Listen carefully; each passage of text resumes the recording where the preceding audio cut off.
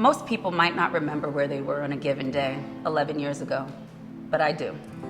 Before sitting here in a packed, light-filled room overlooking the Inner Harbor in a museum dedicated to Frederick Douglass, I was on the Johns Hopkins campus minutes before induction, preparing for an interview. As I made my way through the throngs of new teachers waiting to check in, the space felt so crowded. Hard to imagine in this still mostly virtual moment. It was my first day as a Teach for America Corps member, and although that meant a 2-year commitment, later that day, a persuasively intense school leader founding a turnaround school would convince me to stay for 3. I'd be teaching English at the 3rd worst performing school in the state. I know system level change happens slowly, but not even slow progress is possible without committed first steps. Though we didn't start this way, these days our school is hailed as an exemplar, and we lead a network of 5 schools serving 3,000 students. We found creative ways to fit 900 plus students into a building where, when I started, we could barely recruit 250. My time here has taught me that systems change is possible only when individuals, each of us, leaders, refuse to settle for a status quo that isn't working. At Commodore, my colleagues and I have challenged ourselves, our district, our city, and our state for the last 11 years. And as our influence and ranks have grown, so has our fight. As an alum, I also appreciate that TFA has embraced challenges and responded to them with action. Our organizational approach to recruitment, to diversity, to cultural consciousness, and to service needed to dramatically shift. I knew that 11 years ago. Now, I look at our entering Corps and I see so many faces that look like our students, or who have faced similar challenge, or walked the same halls.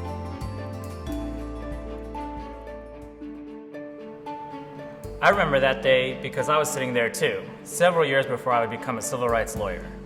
That year we heard about an alum who was running an upstart campaign to represent Baltimore City in the state senate and replace an incumbent who didn't even talk about issues like inequity or racism. I couldn't imagine that 10 years later, this alum would be leading the entire state legislature as Senate President, helping to pass a landmark new education formula. Nor could I have imagined that my own brother would enter and complete the Corps in Baltimore, a Corps that has transformed to become a majority people of color. That same brother now works for an alumni principal who was just named Maryland State Principal of the Year.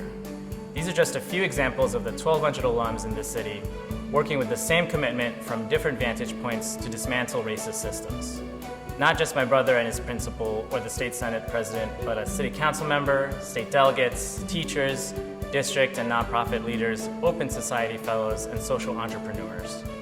Over the past decade, I've been excited to watch the size of the teaching corps double and the number of alumni triple, but I am most proud to watch all of us commit to being the best version of ourselves, to admit when we stumble, but always keep working to be our best to make Baltimore a city that all of us care deeply about, more equitable for all of its children, no matter what neighborhood they live in. That's the kind of learning and organization I'm proud to be a part of. We sat there that day, listening to an executive director who told us it was her first day too. Her excitement and smile were reassuring. We were in this together. 8 years later, I found myself in another TFA induction of sorts. I'd been chosen as a Rising School Leadership Fellow, paired with one of our high-performing alum principals. I shadowed, collaborated, and learned from various alum principals. It was easy to understand why TFA-led schools are the fastest improving in the city. I saw this same dedication in my previous principal and mentor, Katrina Foster, one of 30 alumni school leaders across the city. I observed school leaders fight not just for access, but demand equity, like Taisha Swinton, who was named Maryland's Principal of the Year, in part because even in a pandemic, she refuses to accept inequity. That leadership fellowship offered an extraordinary opportunity for me to observe and grow as a leader. In my current district office role, I have seen example after example of my fellow alums impacting our entire network of schools. Our chief of schools, human capital chief, our chief of family engagement and communication, executive directors of college prep and school networks. We are over 30 strong as a TFA network within our district office, working every day to transform the education landscape for 80,000 students. I was one of the fortunate teachers who already knew their placement that day. I'd be teaching where Thurgood Marshall, Verda Welcome, and Kwesi Mfume were once students. where civil rights leaders organized Black Baltimore, Booker T. Washington Middle School. The sense of history and opportunity overwhelmed me.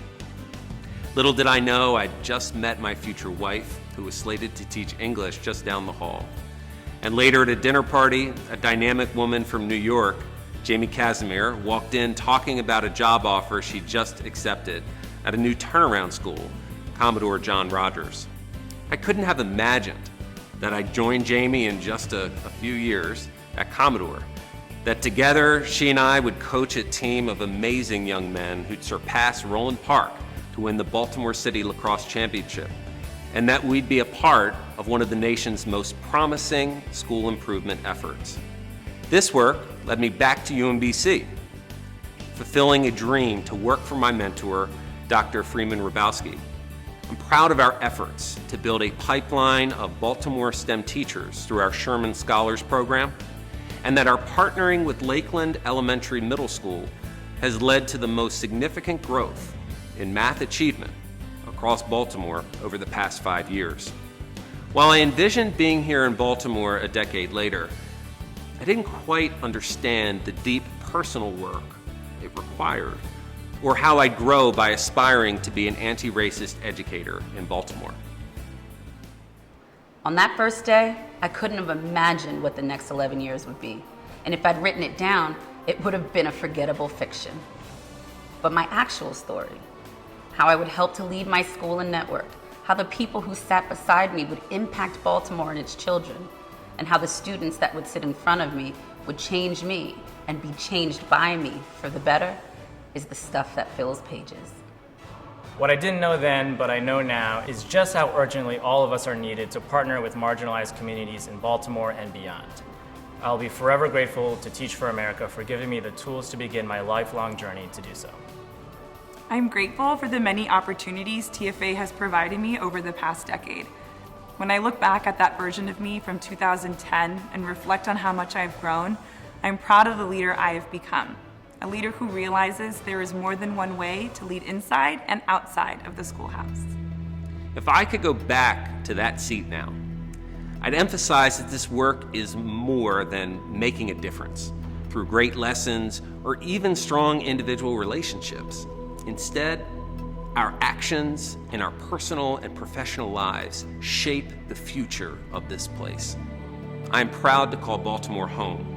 And as a white man, a father, and an educator, I humbly commit each day to reshaping the opportunity paradigm in Baltimore.